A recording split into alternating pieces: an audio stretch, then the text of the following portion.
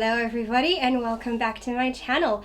Okay, first starting up with a little bit of a channel update and then I will be getting on to today's review. First of all, I have been away from YouTube for what, 2-3 weeks now? I lost count. And if you are a regular watcher of my videos, then you will know that usually if I'm away from my channel it's for one of two reasons.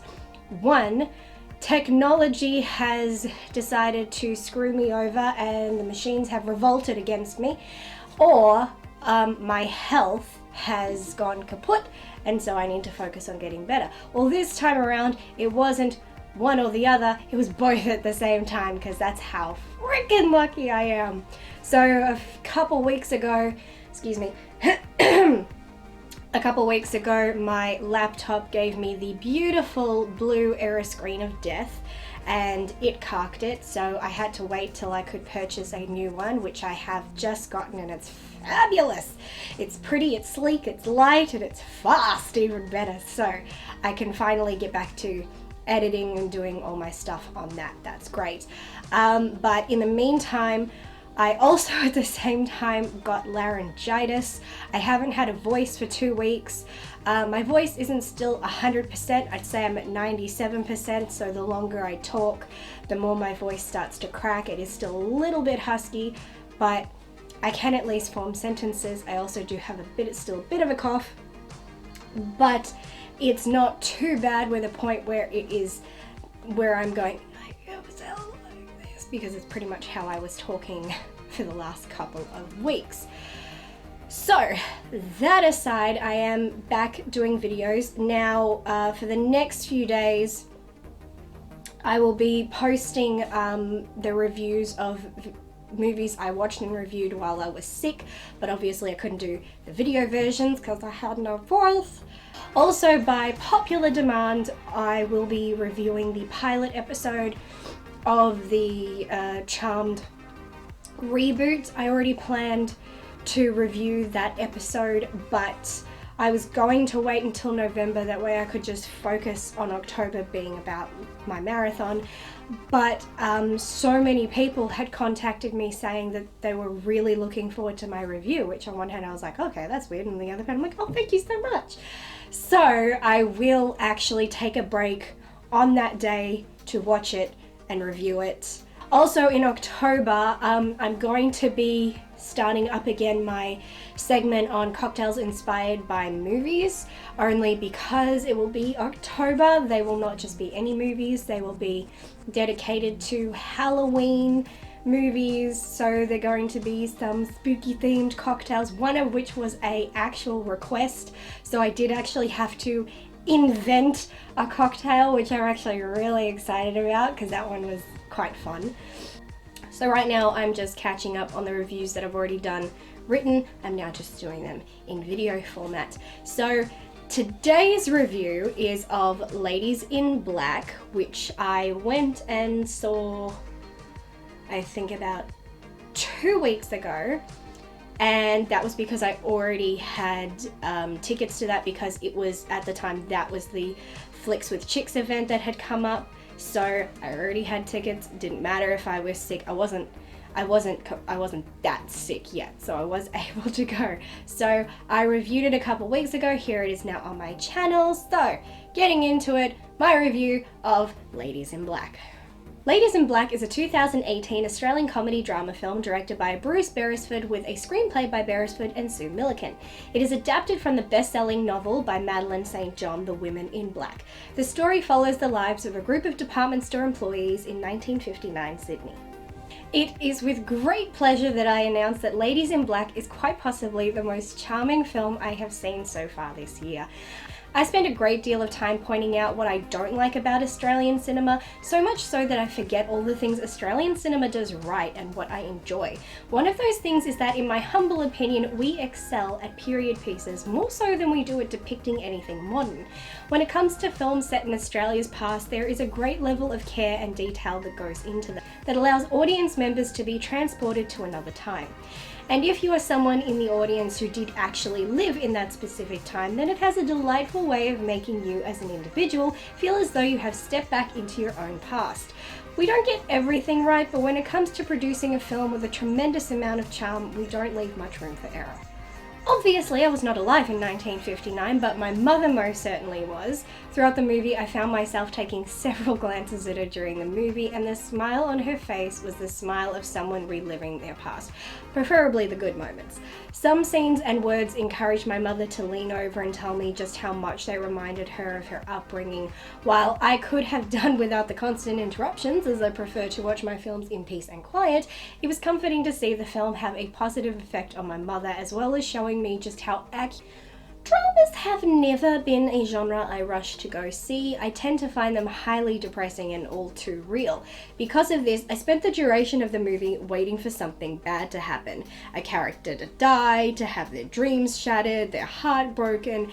Every time I felt a scene like that coming on, my stomach sank to my toes, only for nothing bad to end up happening.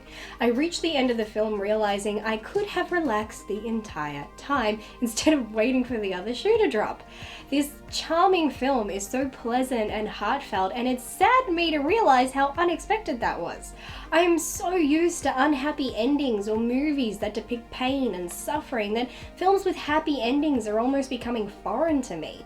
I'm beginning to ask myself, why do we prefer to tell stories full of sadness and pain? Why do we relish in those negative emotions instead of celebrating and embracing the positive ones?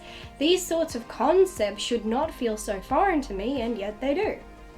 This may sound unusual to anyone watching this, but this film felt incredibly empowering to me and actually made me appreciate just all the opportunities I have been granted in my lifetime. 1959 was not that long ago, and yet so much is different in our country from then to now. Each character's story depicts a different type of woman, each wanting something different from their life. For some, what they want is somewhat normal, while others it's almost deemed abnormal, at least for the time. Faye, played by Rachel Taylor, is a woman with a past she's not proud of, but she continues to look to the future. She hopes for a simple life of love and happiness, to meet the man of her dreams and have a family. While other women around her choose to settle, believing they do not deserve anything better, she fantasizes about a life with old-fashioned charm, to meet a man who will romance her and treat her right instead of pawing at her and seeing her as nothing more than a meal. She manages to find this in the most unlikely of places. I wasn't sure about her character in the beginning, but I realized I could relate to her. A woman seeking a simple, happy life, one that exists in another time, and in turn feeling out of time, things I share in common with her. Magda, played by Julia Ormond, possibly my favorite character, played by one of my favorite actresses. Magda is a refugee who has escaped a time of war, endured hardships, all in the hopes of finding a new and better life in Australia. In the refugee camp, she met her husband, and from there it seems her life was improving. She yearns for elegance and sophistication, to make things more beautiful in a world that can be so rough and ugly. She is kind and caring, but is misunderstood simply because she comes from another country, something that seems to still exist in any decade. Many choose to not get to know her or understand her, except for one young girl who is young enough to be open to new things. Magda reminds us of the privileges and advantages we have in our country that we take for granted.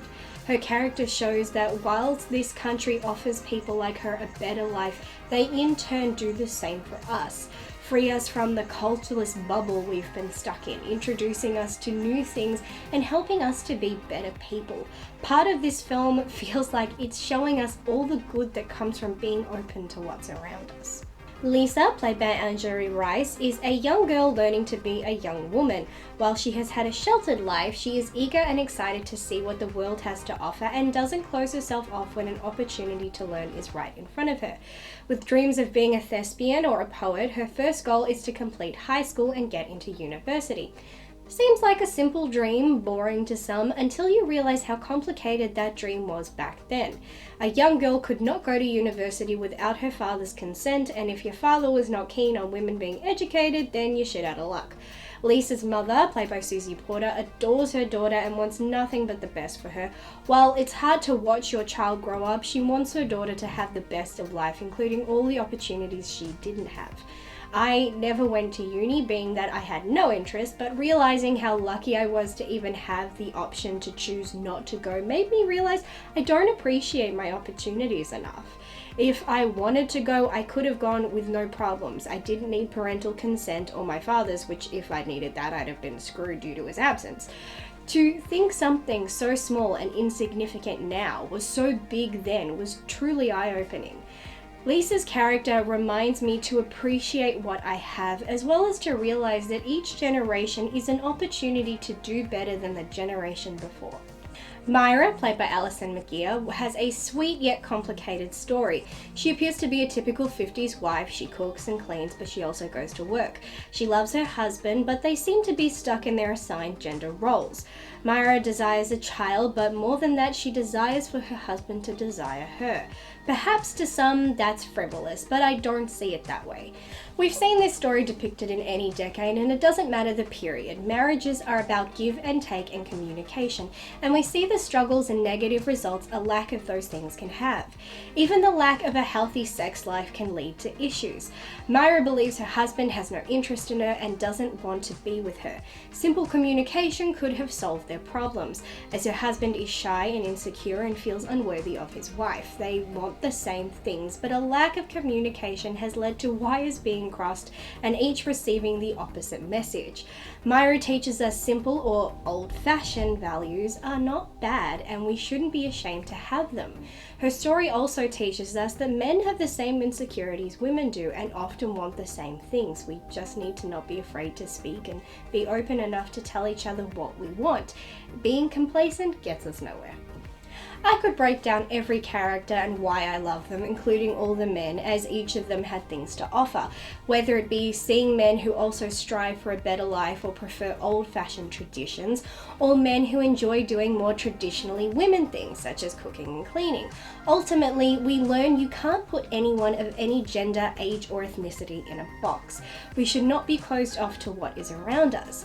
By experiencing what life has to offer, or trying new things, or just choosing to live in a way that makes you happy, it has a ripple effect. It starts by ensuring your own happiness and then ripples out and does the same for others. Negative anything too has its ripple effect. It spreads and continues to make ourselves and those around us miserable.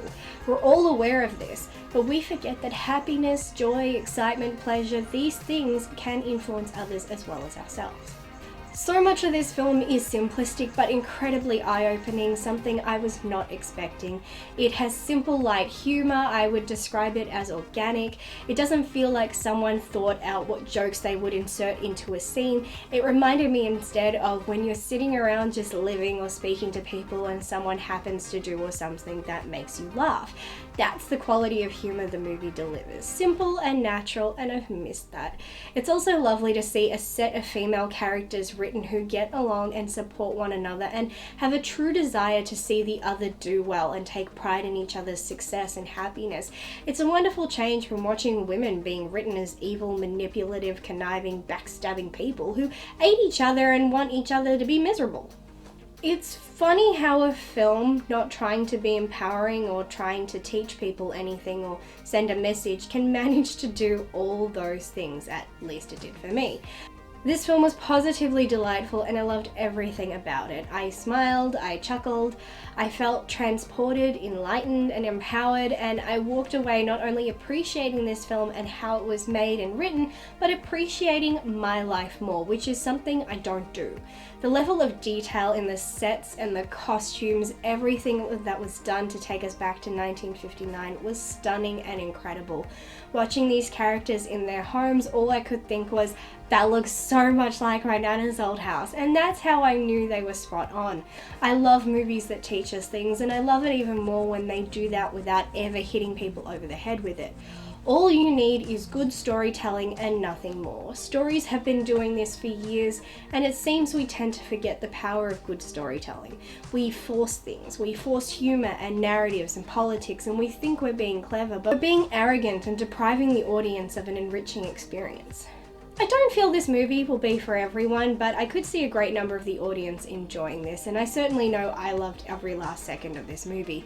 If you love Australian cinema, then by all means watch Ladies in Black, and if you appreciate a good simple story, then also watch this. But if this story does not at all seem appealing, then chances are it's not for you. So that's it for today. Thank you so much for tuning in, and also would like to say thank you to all my new subscribers. While I was away, my subscriber count shot up by well over 50, so that was weird, and I thank you all so much, and I hope that I can continue to deliver content that will make you feel that subscribing was worth it. So thank you so much again, and until next time, bye.